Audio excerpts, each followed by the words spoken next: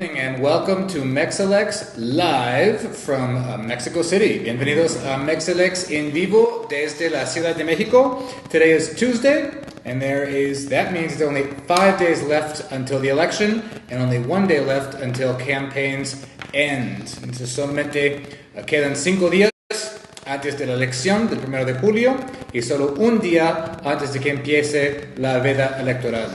We're here in stormy Mexico City. It's thundering around us here in the valley. And that's not the only thing that's thundering around, is it, Colin? It would appear to me that the Russians are doing something. Yeah, this is kind of a funny story. That's probably a pretty clear indicator of how desperate both the PRI and the PAN have become at this point, since nothing has moved for them in the polls in weeks and weeks and weeks. I heard from a friend today who, shall we say, favors the more conservative side of the ballot, suggesting that he had heard through Facebook and other sources that Russian bots were afoot in the land, and it's amazing that they can host the World Cup and be so busy in that, and also be interfering in elections at the same time. Yeah, and I mean, this is an old story in the sense that way back when the conservative press and the right-wing parties were trying to associate AMLO with Russian interference in the impending election. So. Andres Momelovich. Yeah, right. Yeah. So it's pretty thin soup, as they say at this stage, and a real indicator, as I say, of kind of complete desperation, as though Morena would have the capacity to pull something off like this, and to presumably conduct fraud in the election. So it's a complete kind of world turned upside down kind of scenario. But the real point is that the problems are not from some foreign power like Russia, but rather internal. That's exactly right. Entonces, para hacer un breve resumen en español, hay algunos elementos del lado derecha ahí del cálculo aquí que están intentando resucitar esta idea de los bots rusos que están supuestamente interfiriendo en la elección. Es asombroso que puedan conducir la Copa Mundial y a la vez estar interviniendo en elecciones por todo el mundo, incluyendo supuestamente la elección mexicana. Russia's probably out now of the World Cup, so they've got some time. Ahora tienen tiempo porque ya quedaron fuera, quedó fuera la selección rusa. Esto es una muestra de la desesperación de los del PRI, del PAN y otros, cuyos números en las encuestas no cambian, ¿no? Enfrentando una victoria inminente de López Obrador. Quieren revertir el cálculo, ¿no? Es decir que es Morena y los rusos que están intentando cocinar un fraude, cuando realmente el verdadero peligro del fraude no es externo, es interno. Okay? So let's talk about that. Let's talk about what the real problem is with this election. Just today, Excelsior newspaper comes out with an article that 11,000 ballots were stolen in the state of Tabasco. Yeah. The INE was delivering these ballots to their precinct without a security detail. Right. Without, the army is supposed to custody these ballots on their way. They said, not necessary. And so they were intercepted on the road. The ballots were stolen. Now you can say, well, they can just kind of cancel the folio numbers on those ballots. But it's not as simple as that, because those stolen ballots can be used for what's known as the carousel, where a person is given a ballot previously marked to go into the polling place, and then has to come out with a clean ballot, which is then marked and given to the next person. Yeah. So it's possible that these kinds of stolen ballots wouldn't be found until into the count. Yeah. So it's a serious problem. And it leads you to wonder, if we know about this one story about stolen ballots, what are the other 5 stories that we don't know about? Yeah. And it also begs the question, if the army can be that busy repressing social movements and, killing people, why can't they guard the ballots going to their precincts? Which is supposed to be kind of one of the good things that the army does. Besides attending to natural disasters, providing custody for the ballots before and after the election. That security, in this case, and certainly others, broke down. Interestingly, also, there's a piece out on the website of Proceso, an interview with Dr. Mireles, who said something similar to what he said to us in our interview with him. In our interview with Mireles, he talked about they're finding 100,000 previously marked ballots. Here, he also talked about finding what are called despensas in Mexico, which is kind of bags of groceries, kind of staple items, sundries. That were marked for earthquake victims, being given away now as electoral giveaways.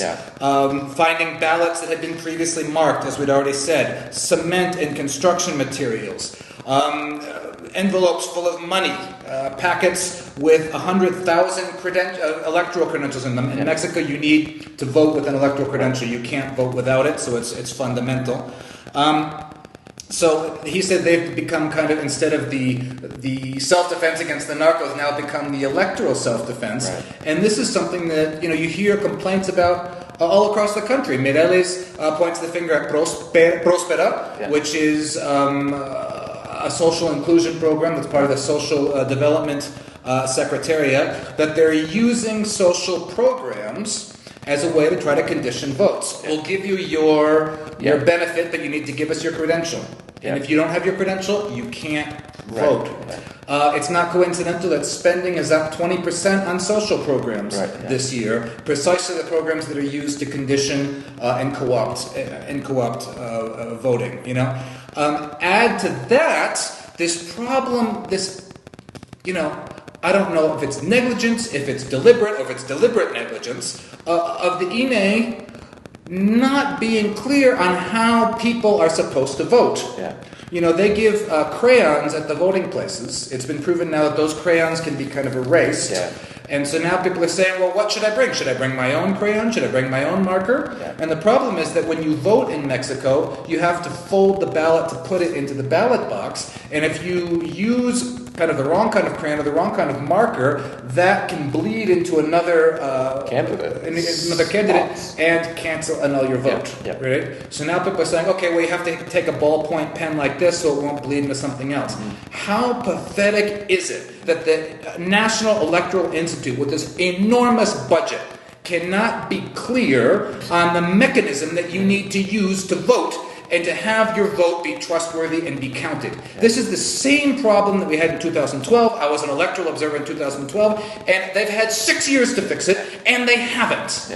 Why not?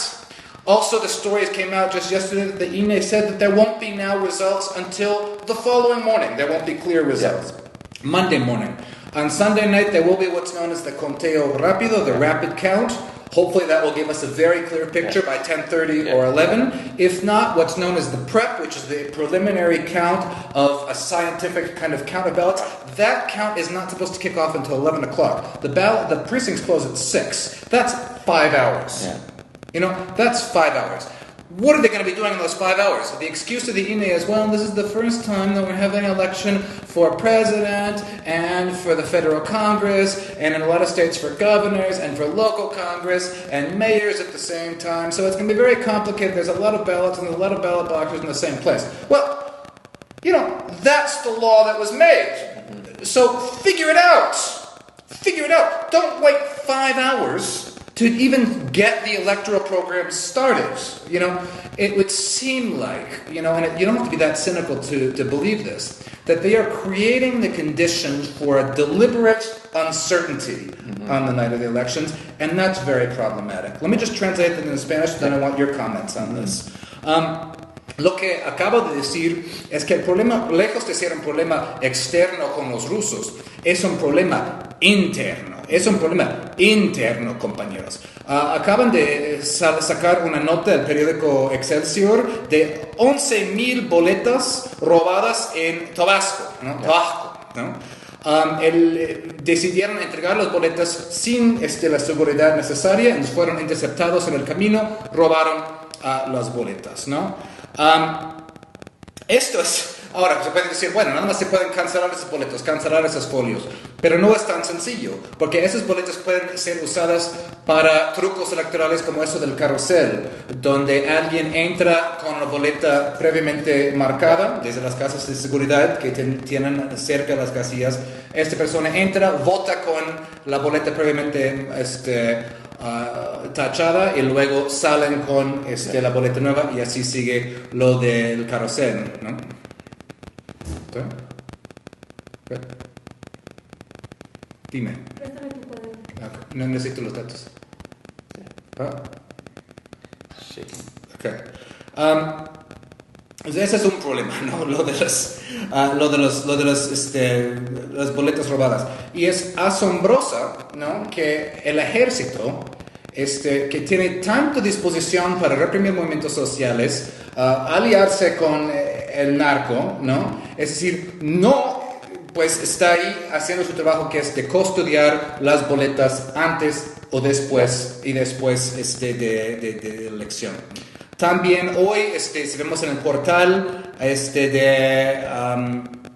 de proceso, hubo una entrevista con el doctor Mireles, y muy parecido a la entrevista que hizo con nosotros. Mireles habla de toda una serie de problemas desde despensas que eran marcadas para los damnificados de los sismos, ojo, boletas cruzadas. Él habló con nosotros de que habían encontrado 100,000 boletas previamente marcadas, regalos de cemento, sobres con dinero, paquetes con credenciales, el uso de programas sociales como Próspera, ¿no? Para condicionar el voto. No es casual que el gasto en estos primeros meses de 2018 en programas sociales ha aumentado un 20%, ¿no? Entonces todo eso, ¿no?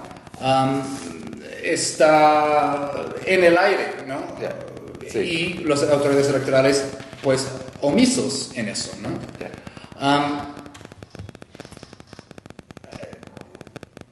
Y todo eso, y si eso no fuera suficiente, aunado a otro problema, y es que el INE el Instituto Nacional Electoral, no ha sido nada claro acerca de cómo es el buen mecanismo para votar, ¿no? El INE proporciona crayones para votar, pero luego, pues, se ha demostrado que esos crayones se pueden borrar. Entonces, ahora es, bueno, ¿qué llevamos a votar? Pues, otro tipo de crayón, un plumón. El problema es que doblando la boleta, se puede, el marca llega a la otra caja y puede anular la boleta, ¿no? Entonces lo que están diciendo es lo más sencillo es un sencillo bolígrafo, ¿no? Para marcar y para que tinta no llegue a otra casilla. Pero es tan frustrante. Este problema existe desde las elecciones de 2012. Yo fui observador electoral en el 2012. Había exactamente el mismo problema acerca de, pues, ¿con qué votas? Crayón, pluma o lo que sea. Han tenido 6 años para corregir ese problema y no lo han hecho. ¿Por qué?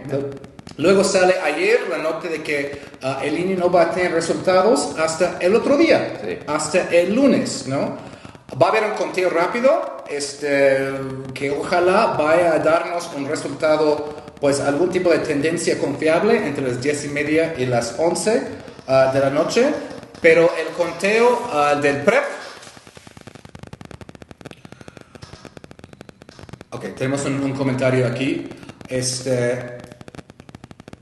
Pero el conteo del PREP no va a empezar hasta las 11. ¿No? Es decir, si las casillas terminan a las 6, ¿por qué hasta las 11 va a empezar el flujo de datos en el PREP? Luego dicen, bueno, es la primera vez que haya elecciones a la vez para presidente, para gobernadores, para todo eso. Pero vaya, es decir, ha de haber una manera, ¿no? Con la tecnología que hay, para que no se tarde tanto. Es casi como, y no hay que ser tan cínico para pensarlo, casi como se estuviera creando como un ambiente casi deliberado de incertidumbre, ¿no? Cuando lo que hace falta, ¿no? En elecciones así tan cargadas es certidumbre. Tengo un comentario aquí de Melissa Guerra Pulido, que de hecho trabaja en el INE. Hola Melissa, dice que el INE no entrega un crayón, entrega un marcador que se ha aprobado. Se entregaron suficientes en todas las casillas. Si una persona quiere marcarlo con algo más, no está prohibido. ¿Nos puede repetir eso? Dice Melissa Guerra Pulido que ya no entrega crayones, entrega un marcador que sí se ha aprobado y se entregaron suficientes en todas las casillas. Gracias por la aclaración en eso, Melissa. Colin, what do you think about all this?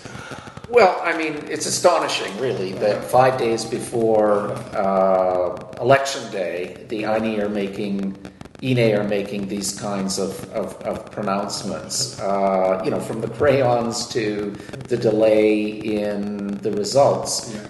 You can't do that at this stage. I mean, really, you can't have people coming and using, a blue pen, a red pen, a black pen, a pencil. No. Or people panicking and not knowing what to use. You shouldn't have to bring your own writing instrument. It has to be provided there at the polling station. As for this delay in results, I mean, a couple of weeks ago we were watching a provincial election in Canada, and within half an hour they were calling projecting winners. I mean, yes, of course it's a smaller population sample, less complicated geographically and so on and so forth, but surely... Well, even other Latin American countries. Yeah. You don't even have to go to the first one. No. Other Latin American countries, they have projections on the same night. Sure. So this is very worrisome. It's only going to pump up the temperature when you start making announcements 5 days before the ballot that there are going to be delays, that we don't have the proper crayons, which apparently they do now have. But I mean, why it had to come to this is the problem. And as for all of the other issues that you mentioned, I mean, Mayadi is just now like a parrot saying over and over and over again, don't be surprised on election day if I win, which has to make one deeply suspicious as well, as though, the fix were in. Now, having said all of that, I mean, all of this is exactly what serious experts have been saying, that there's a margin of between 6 and 15% of potential for fraud. So we should expect that, given 11,000 ballots disappearing in Tabasco and these other discoveries in Michoacan and other places. So, I think we just have to accept that there's going to be pretty significant fraud and hope that it isn't enough to swing the vote. Right. And a final point here. Who's in charge of the cybersecurity for the night of election for the INE? Yeah. The Grupo Carso, run by Carlos Slim. You can't make this up. ¿Quién está en control de la ciberseguridad para la noche de la elección? Es el Grupo Carso, cuyo dueño es Carlos Slim. Now, tal vez van a hacer un buen trabajo, pero ¿por qué ellos? ¿Por qué no el Politécnico Nacional, que iba a hacer el trabajo anterior, ¿no? Todo eso crea, repito, un ambiente de incertidumbre, ¿no? Que es preocupante, ¿no? Sí. Entonces los dejaremos con eso.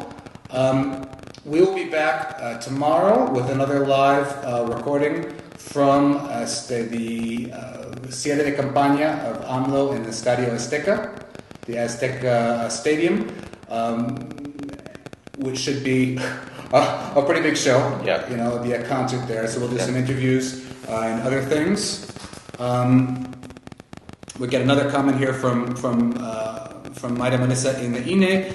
The comment is, por eso se hace conteo rápido para tener un ejercicio estadístico válido. So, for this reason, there will be the rapid count, whose results should be between 10:30 and 11, to have a statistically valid